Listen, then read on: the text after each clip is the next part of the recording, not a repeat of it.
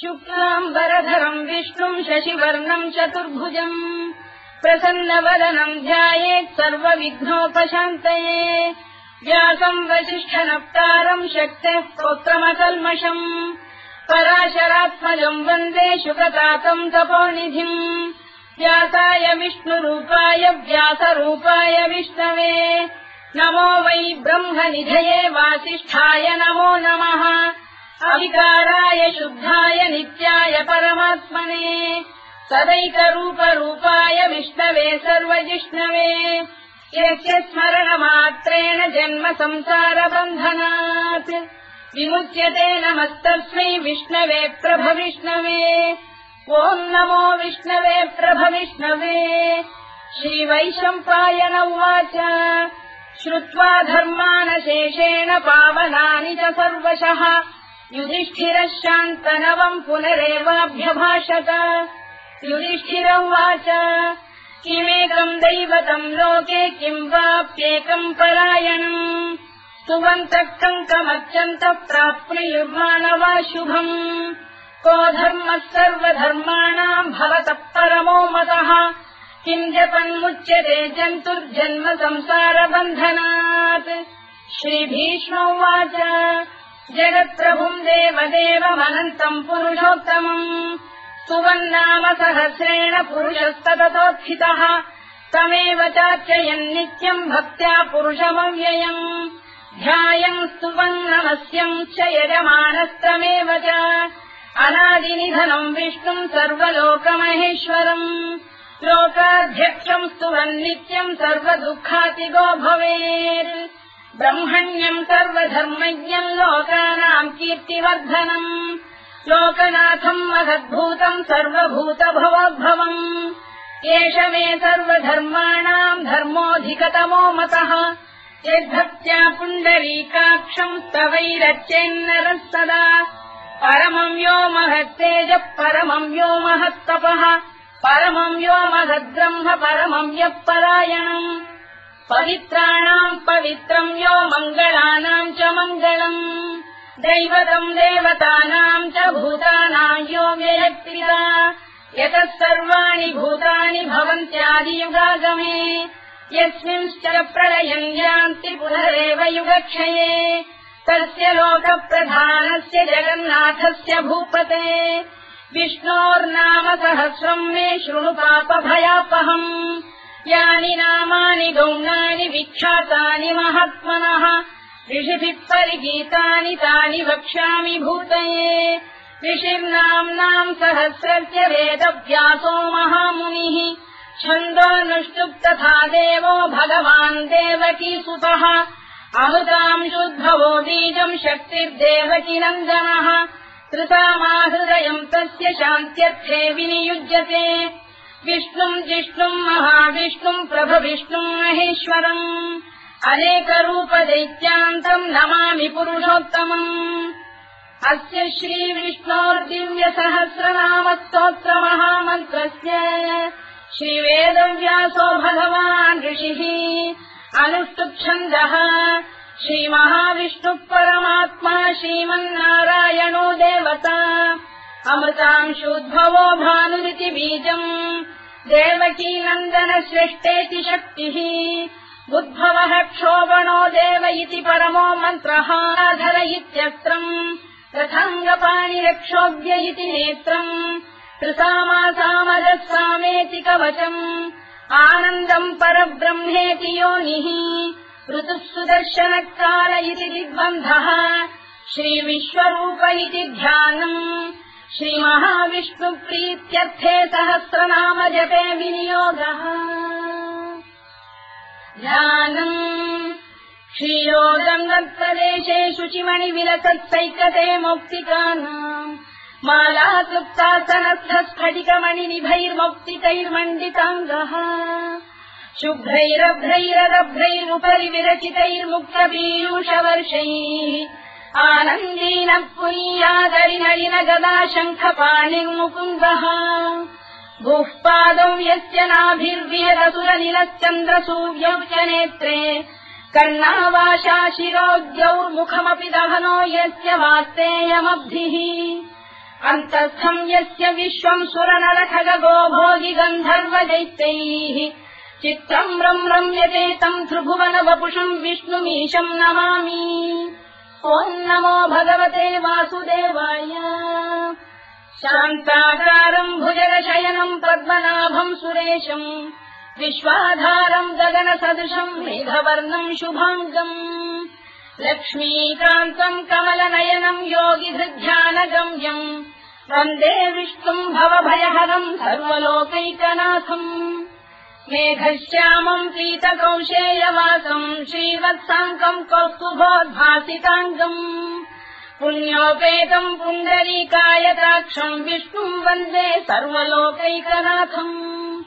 नमः समस्तभूतानामादिभूताय भूभृते अनेकरूपरूपाय विष्णवे प्रभविष्णवे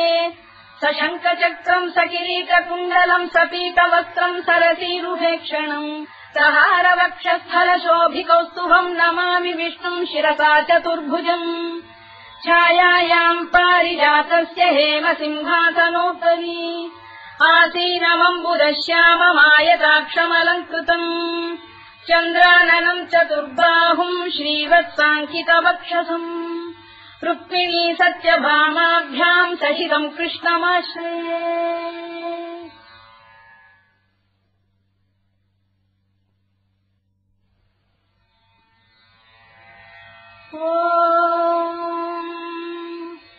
विश्वम् विष्णुर्वषत्कारो भूतभव्य भवत्प्रभुः भूतकृद्भूतभृद्भावो भूतात्मा भूतभावनः भूतात्मा परमात्मा च मुक्तानाम् परमागतिः अव्ययः पुरुषः साक्षी क्षेत्रज्ञोऽक्षर एव च योगो योगविदाम् नेता प्रधानपुरुषेश्वरः नारसिंहवपुः श्रीमान् केशवः पुरुषोत्तमः सर्वः शर्वः शिवस्थाणुर्भूतादिर्निधिरव्ययः सम्भवो भावनो भर्ता प्रभवः प्रभुरीश्वरः स्वयम्भूः शम्भुरादित्यः पुष्कराक्षो महास्वनः अनादिनिधनो धाता विधाता धातुरुत्तमः अप्रमेयो ऋषिकेशः पद्मनाभोऽमरप्रभुः विश्वकर्मा मनुस्पष्टा स्थविष्ठस्थविरो ध्रुवः अग्राह्यः शाश्वतः कृष्णो लोहिताक्षप्रदर्दनः प्रभूतस्त्रिककुब्धाम पवित्रम् मङ्गलम् परम् ईशानप्राणदप्राणो ज्येष्ठः श्रेष्ठः प्रजापतिः हिरण्यगर्भो भूगर्भो माधवो मधुसूदनः ईश्वरो विक्रमी धन्वी मेधावी विक्रमक्रमः अनुत्तमो दुराधर्षः कृतज्ञः कृतिरात्मवान् सुरेशः शरणम् शर्म विश्वरेता प्रजाभवः अधः संवत्सरो व्यालप्रत्ययः सर्वदर्शनः अजः सर्वेश्वरः सिद्धः सिद्धिः सर्वादिरच्युतः वृषाकपिरमेयात्मा सर्वयोगविनिसृतः वसुर्वसुमनः सत्यः समात्मा संविदः समः अमोघः पुण्डरीकाक्षो वृषकर्मा वृषाकृतिः रुद्रो बहुशिरा बभ्रुर्विश्वयोनिः शुचिश्रवाः अमृतः शाश्वतस्थाणुर्वरारोहो महातपाः सर्वगः सर्वविद्वानुर्विश्वरवित्कविः लोकाध्यक्षः सुराध्यक्षो धर्माध्यक्षः कृताकृतः चतुरात्मा चतुर्व्यूहश्चतुर्दंष्टश्चतुर्भुजः भ्राजिष्णुर्भोजनम् भोक्ता सहिष्णुर्जगदादिजः अनभो विजयो जेता विश्वयोनिः पुनर्वसुः उपेन्द्रो वामनः प्रांशुरमोघः शुचिरूर्जितः अतीन्द्रः सङ्ग्रहः सर्गो धृतात्मा नियमो यमः वेद्यो वैद्यः सदा योगी वीरः माधवो मधुः अतीन्द्रियो महामायो महोत्साहो महाबलः महाबुद्धिर्महावीर्यो महाशक्तिर्महाद्युतिः अनिर्देश्य वपुः श्रीमान् अमेयात्मा महात्रिधृत् महेश्वासो महीभर्ता श्रीनिवासः सताङ्गतिः अनिरुद्धः सुरानन्दो गोविन्दो गोविदाम्पतिः मरीचिर्दमनो हंसः सुपर्णो भुजगोत्तमः हिरण्यनाभः सुतपाः पद्मनाभः प्रजापतिः अमृत्युः सर्वदृक्सिंहः सन्धाता सन्धिमान् स्थिरः अजो दुर्मर्शनः शास्ता विश्रुतात्मा सुरारिः गुरुर्गुरुतमो धाम सत्यः सत्यपराक्रमः निमिषो निमिषस्रग्वी वाचस्पतिरुदारधीः अग्रणी ग्रामणी श्रीमान् न्यायो नेता समीरणः सहस्रमूर्धा विश्वात्मा सहस्राक्षः सहस्रपात् आवर्तनो निवृत्तात्मा संवृतः सम्प्रवर्धनः अधःसंवर्तको गन्धिरनिरोधरणीधरः सुप्रसादप्रसन्नात्मा विश्वधृत् विश्वभुग्विभुः सत्कर्ता सत्कृतः साधुर्जन्धुर्नारायणो नरः असङ्ख्येयो प्रमेयात्मा विशिष्टः शिष्टकृच्छुचिः सिद्धार्थः सिद्धसङ्कल्पः सिद्धिदः सिद्धिसाधनः वृषाही वृषभो विष्णुर्वृषपर्वा वृषोदरः वर्धनो वर्धमानश्च विविक्तः श्रुतिसागरः सुभुजो दुर्धरो वाग्मी महेन्द्रो वसुदो वसुः नैकरूपो बृहद्रूपः शिपिविष्टप्रकाशनः ओजस्तेजोद्युतिधरः प्रकाशात्मा प्रतापनः वृद्धः स्पष्टाक्षरो मन्त्रश्चन्द्रांशुर्भास्करद्युतिः अमृतांशुद्भवो भानुः शशबिन्दुः सुरेश्वरः औषधम् जगतः सेतुः सत्यधर्मपराक्रमः भूतभव्यभवन्नाथः पवनः पावनो नरः कामः कामकृत्कान्तः कामः कामप्रदप्रभुः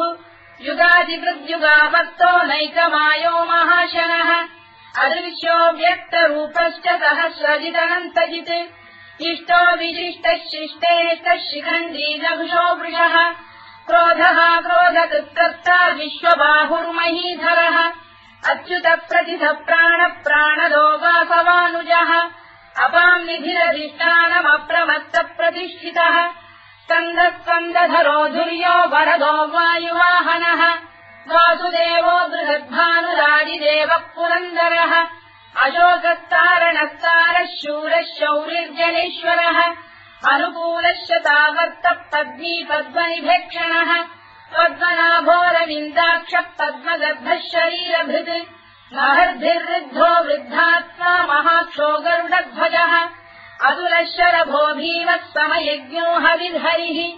सर्वलक्षणलक्षण्यो लक्ष्मीवान् समितिञ्जयः विक्षरो रोहितो मार्गो हेतुर्दामोदरः महीधरो महाभागो वेगवानमिदाशनः उद्भवः क्षोभणो देवः श्रीगर्भः परमेश्वरः करणम् कारणम् कर्ता विकर्ता गहनो गुहः व्यवसायो व्यवस्थानः संस्थानस्थानदो ध्रुवः परधित्परमस्पष्टः तुष्टः पुष्टः शुभेक्षणः रामो विरामो विरतो मार्गो नेयोनयोनयः वीरः शक्तिमताम् श्रेष्ठो धर्मो धर्मविदुत्तमः वैकुण्ठः पुरुषः प्राणदः प्रणवप्लुतुः हिरण्यगर्भः शत्रुघ्नो व्याप्तो वायुरधोक्षजः ऋतुः सुदर्शनकालः परमेष्ठी परिग्रहः उग्रः संवत्सरो दक्षो विश्रामो विश्वदक्षिणः विस्तारस्थावरस्थाणुप्रमाणम् बीजमव्ययम् अर्थोऽनर्थो महाकोशो महाभोगो महाधनः हरिर्विण्णस्थविष्ठो भूर्धर्मयूपो महामखः नक्षत्रनेमिर्नक्षत्री क्षमः क्षामः समीहनः यज्ञयुज्यो महेज्यश्च क्रतुः सत्रम् सदाम् गतिः सर्वदर्शी विमुक्तात्मा सर्वज्ञोद्यानमुत्तमम् सुव्रतः सुमुखः सूक्ष्मः सुघोषः सुखदः सुहृत् मनोहरोजितक्रोधो वीरबाहुर्विदारणः स्वापनः स्ववशो व्यापी नैकात्मानैककर्मकृत् वत्सरो वत्सलो वत्सी रत्नगर्भोधनेश्वरः धर्मकुद्धर्मकृद्धर्मी सदसक्षरमक्षरम् अविज्ञाता सहस्रांशुर्विधाता कृतलक्षणः गभस्तिरे विस्तप्तस्तः सिंहो भूतमहेश्वरः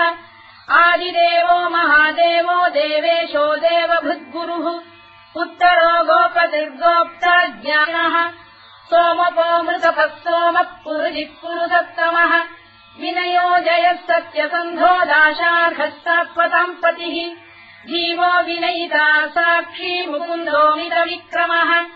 अम्भोनिधिरनन्तात्मा महोदधिशयोऽन्तकः अजो महार्घः स्वाभाव्योजिता मित्रप्रमोदनः आनन्दो नन्दनो नन्दः सत्यधर्मा त्रिविक्रमः महर्षिः कपिलाचार्यः कृतज्ञो मेदिनीपतिः त्रिदशाध्यक्षो महाशृङ्गः कृतान्तकृत् महावराहो गोविन्दः सुषेणः कनकाङ्गनी गुह्यो गभीरो गहनो गुप्तश्चक्रगदाधरः मेधास्वाङ्गोजितः कृष्णो दृढः सङ्कर्षणोच्युतः वरुणो वारुणो वृक्षः पुष्कराक्षो महामनाः भगवान् बलहानन्दी वनमाली हलायुधः आदित्यो ज्योतिरादित्यः सहिष्णुर्गतिसत्तमः सुधन्वाखण्ड परशुद्धारुणो द्रविणप्रदः दिवस्कृत् सर्वदृत्यासो वाचस्पतिरयो निजः कृतामासामगस्साम निर्वाणम् भेषजम् भिषज सन्न्यासवृक्षमशान्तो निष्ठा शान्तिः परायणम् शुभाङ्गः शान्तिदर्शष्टा कुमुदः कुवलेशयः गोहितो गोपदैर्गोप्ता वृषभाक्षो वृषप्रियः अनिवर्ती निवृत्तात्मा संक्षेप्ताक्षेमकृत् शिवः श्रीवत्सवक्षः श्रीवासः श्रीपतिः श्रीमताम्बरः श्रीधः श्रीधः श्रीनिवासः श्रीनिधिः श्रीविभावनः श्रीधर श्रीकर श्रेयः श्रीमान् लोकत्रयाश्रयः स्वक्षस्वङ्गः शतानन्दो नन्दिर्ज्योतिर्गणेश्वरः विदितात्मा विधेयात्मा सत्कीर्तिच्छिन्न संशयः उदीर्णः सर्वतश्चक्षुरनीशः शाश्वतः स्थिरः भूषयो भूषणो भूतिर्विशोकः शोकनाशनः अर्चिष्मानर्चितः कुम्भो विशुद्धात्मा विशोधनः अनिरुद्धो प्रतिरथः प्रद्युम्नोमितविक्रमः कालनेमिनिहावीरः शौरिः शूरजनेश्वरः त्रिलोकात्मा त्रिलोकेशः केशवः केशिहा हरिः कामदेवः कामपालः कामी कान्तः कृतागमः अनिर्देश्यवपुर्विष्णुर्वीरोऽनन्तो धनञ्जयः ब्रह्मण्यो ब्रह्मकृद्ब्रह्मा ब्रह्म ब्रह्मनिवर्धनः ब्रह्मविद्ब्राह्मणो ब्रह्मी ब्रह्मज्ञो ब्राह्मणप्रियः महाक्रमो महाकर्मा महातेजा महोरगः महाक्रतुर्महायज्वा महायज्ञो महाहविः स्तव्यस्तव प्रियस्तोत्रम् स्तुतिस्तोतारणप्रियः पूर्णः पूरयिता पुण्यः पुण्यकीर्तिरनामयः मनोजवस्तीर्थकरो वसुरेता वसुप्रदः वसुप्रदो वासुदेवो वसुर्वसुमनाहविः सद्गतिः सत्कृतिः सत्ता सद्भूतिः सत्परायणः शूरसेनो यदुश्रेष्ठः सन्निवासः सुयामुनः भूतावासो वासुदेवः सर्वासु निलयो नलः दत्तः दत्पदो दृप्तो दुर्धरोऽथा पराजितः विश्वमूर्तिर्महामूर्तिर्दीप्तमूर्तिरमूर्तिमान् अनेकमूर्तिरव्यक्तः शतमूर्तिः शताननः एकोनैकः सवक्तः किम् यत्तत्पदमनुत्तमम् लोकबन्धुर्लोकनाथो माधवो भक्तवत्सलः सुवर्णवर्णो हेमाङ्गो वराङ्गश्चन्दनाङ्गदी वीरः विषमः शून्यो घृता क्षीरजरश्चरः अमानी मानदो मान्यो लोकस्वामी त्रिलोकधृत् सुमेधा मेधजो धन्यः सत्यमेधाधराधरः तेजो वृषोऽद्युतिधरः सर्वशत्रभृताम्बरः प्रग्रहो निग्रहो व्यग्रो नैकशृङ्गो गदाग्रजः चतुर्मूर्तिश्चतुर्बाहुश्चतुर्व्यूहश्चतुर्गतिः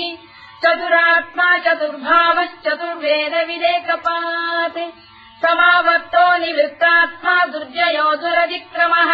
दुर्लभो दुर्गमो दुर्गो दुरावासो दुरारिः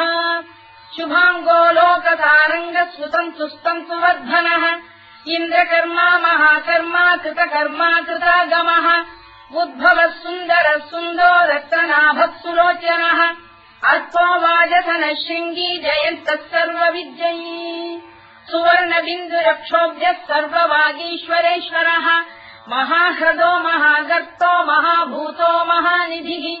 कुमुदः कुन्दरः कुन्दः पर्जन्यः पावनो निलः अमृताशोऽमृतवपुः सर्वज्ञः सर्वतोमुखः सुलभः सुव्रतः सिद्धः शत्रुजिच्छत्रुतापनः न्यग्रोधोदुम्बरोश्चक्षाणूरान्ध्रैषूदनः सहस्रार्चिः सप्तजिह्वः सप्तैधा सप्तवाहनः अमूर्तिरनघोचिन्त्यो भयगृद्भयनाशनः अणुबृहत्कृशस्थूलो गुणधृन्निर्गुणो महान् अधृतस्वधृतस्वास्य प्राग्वंशो वंशवर्धनः भारभृत्कथितो योगी योगीशः सर्वकामदः आश्रमश्रवणः क्षामः सुपर्णो वायुवाहनः धनुर्धरो धनुर्वेदो दण्डो दमयिता दमः अपराजितः सर्वसहो नियन्ता नियमो यमः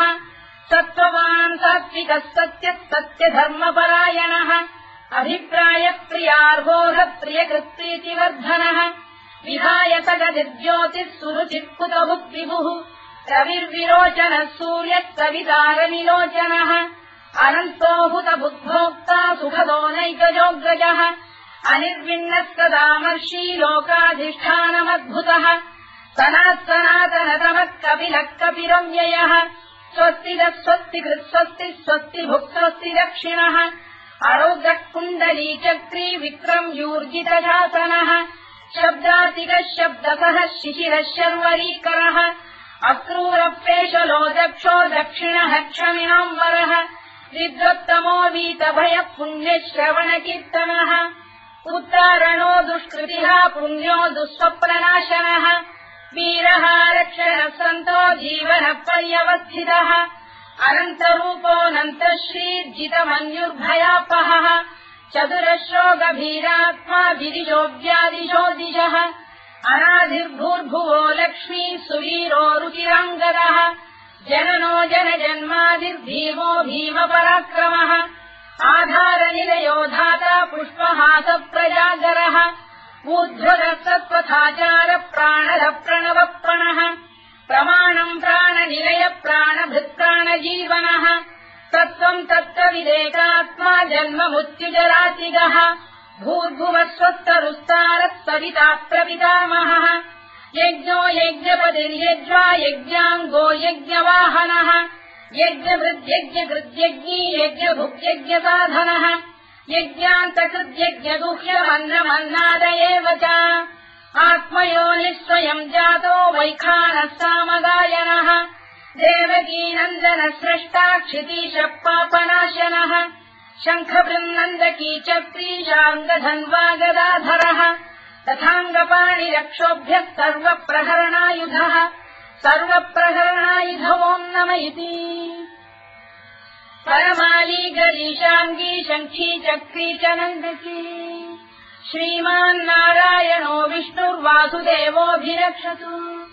वनमाली गरीशाङ्गी शङ्खी चक्री च नन्दकी श्रीमान्नारायणो विष्णुर्वासुदेवोऽभिरक्षतु वनमाली गरीशाङ्गी शङ्खी चक्री च नन्दकी श्रीमान्नारायणो विष्णुर्वासुदेवोऽभिरक्षतु इतीदम् कीर्तनीयस्य केशवस्य महात्मनः नाम्नाम् सहस्रम् दिव्यानामशेषेण प्रकीर्तितम् य इदम् शृणुयाम् नित्यम् यश्चापि परिकीर्तयेत् नाशुभम् प्राप्नुयात् किञ्चित् सोमुत्रेह च मानवः वेदान्तको ब्राह्मणस्य क्षत्रियो विजयी भवेत् वैश्यो धनसमृद्धः स्यात् क्षुद्रः सुखमवाप्नुयात् धर्मार्थी प्राप्नुयात् धर्ममर्थार्थी चार्थमाप्नुयात् कामानवाप्नुयात् कामी प्रजार्थी चाप्नुयात् प्रजाम् भक्तिमान् यः सदोत्थाय शुचिस्तद्गतमानसः सहस्रम् वासुदेवस्य नाम्नामेतत्र कीर्तयेत् यशः प्राप्नोति विपुलम् याति प्राधान्यमेव च अचलाम् श्रियमाप्नोति श्रेयः प्राप्नोत्यनुत्तमम् न भयम् क्वचिदाप्नोति वीर्यम् तेजश्च विन्दति भवत्य रोगोद्युतिमान् बलरूपगुणान्वितः रोगात्तो मुच्यते रोगात् बद्धो मुच्येत बन्धनात् भयान्मुच्येत भीतस्तु मुच्येतापन्न आपदः दुर्गाण्यतितरत्याशु पुरुषः पुरुषोत्तमम् सुवन्नाम सहस्रेण नित्यम् भक्तिसमन्वितः वासुदेवाश्रयो मर्त्यो वासुदेवपरायणः सर्वपापविशुद्धात्मा याति ब्रह्म सनातनम् न वासुदेव भक्तानामशुभम् विद्यते क्वचित् जन्म मृत्युजरा व्याधि भयम् नैवोपजायते इमं स्तवमधीयान श्रद्धा भक्ति समन्वितः युज्येतात्मसुखक्षान्ति श्रीधृति स्मृति कीर्तिभिः न क्रोधो न च मात्सर्यम् न लोभो न शुभामतिः भवन्ति कृतपुण्यानाम् भक्तानाम् पुरुषोत्तमे द्यौस्तचन्द्रार्कनक्षत्राखम् दिशो भूर्महो दधिः वासुदेवस्य वीर्येण विधृतानि महात्मनः ससुरासुरगन्धर्वम् स यक्षोरगराक्षसम् जगत्वशेवत्ततेदम् कृष्णस्य सचराचरम् इन्द्रियाणि मनो बुद्धिः सत्त्वम् तेजो बलम् धृतिः वासुदेवात्मकान्याहुः क्षेत्रम् क्षेत्रज्ञ एव च सर्वागमानामाचार प्रथमम् परिकल्पते आचार प्रभवो धर्मो धर्मस्य प्रभुरच्युतः ऋषयः देवा महाभूतानि धातवः जङ्गमा जङ्गमम् चेदम् जगन्नारायणोद्भवम् योगो ज्ञानम् तथा साङ्ख्यम् विद्या शिल्पादिकर्म च वेदाः शास्त्राणि विज्ञानमेतत् सर्वम् जनार्दनात् एको विष्णुर्महद्भूतम् पृथग्भूतान्यनेकशः त्रीन् लोकान् व्याप्य भूतात्मा भुङ्क्ते विश्वभुवव्ययः इमम् स्तवम् भगवतो विष्णो व्यासेन कीर्तितम् पठेद्य इच्छेत् पुरुषः श्रेयत् प्राप्तुम् सुखानि च विश्वेश्वरमजम् देवम् जगतः प्रभुमव्ययम् भजन्ति ये पुष्कराक्षम् न ते यान्ति पराभवम् न ते यान्ति पराभवम् ओन्नमयिति अर्जुनोवाच पद्मपत्रविशालाक्ष पद्मनाभसुरोत्तमा भक्तानामनुरक्तानाम् त्राता भव जनार्दन श्रीभगवानुवाच यो माम् नाम सहस्रेण स्तोतुमिच्छति पाण्डव सोऽहमेकेन श्लोकेन स्तुत एव न संशयः स्तुत एव न संशयोऽन्नम इति व्यासोवाच वासनाद्वासुदेवस्य वासितम् भुवनत्रयम् सर्वभूतनिवासोऽसि वासुदेव नमोऽस्तु ते वासुदेव नमोऽस्तु ते ओन्नम इति पार्वत्युवाच केनोपायेन लघुना विष्णोर्नाम सहस्रकम् पठ्यते पण्डितैर्नित्यम् श्रोतुमिच्छाम्यहम् प्रभो ईश्वरोवाच श्रीराम राम रामेति रमे रामे मनोरमे सहस्रनाम तत्तुल्यम् राम नाम वरानने श्रीराम राम रामेति रमे रामे मनोरमे सहस्रनाम तत्तुल्यम् राम नाम वरानने श्रीराम राम रामेति रमे रामे मनोरमे सहस्रनाम तत्तुल्यम् राम नाम वरानने राम नाम वराननमोन्नम इति ब्रह्मोवाच नमोऽस्त्वनन्ताय सहस्रमूर्तये सहस्रपादाक्षि शिरोरुबाहवे सहस्रनाम्ने पुरुषाय शाश्वते सहस्रकोटियुगधारिणे नमः सहस्रकोटियुगधारिणे नमोऽन्नम इति सञ्जय उवाच यत्र योगेश्वर कृष्णो यत्र पार्थो धनुर्धरः तत्र श्रीविजयो भूतिर्ध्रुवानीतिर्मतिर्मम श्रीभगवानुवाच अनन्याश्चिन्तयन्तो मां ये जनाः पर्युपासते तेषाम् नित्याभियुक्तानां योगक्षेमम् वहाम्यहम् परित्राणाय साधूनां विनाशाय च दुष्कृताम् धर्म संस्थापनार्थाय सम्भवामि युगे युगे आर्ता विषण्णा शिथिलाश्च भीता घोरेषु च व्याधिषु वर्तमानाः संकीर्त्य नारायण शब्दमात्रम् विमुक्त दुःखाः सुखिनो भवन्तु कायेन वाचा मनसेन्द्रियैर्वा बुद्ध्यात्मना वा प्रकृते स्वभावात् करोमि यद्यत् सकलम् परस्मै नारायणायेति समर्पयामि।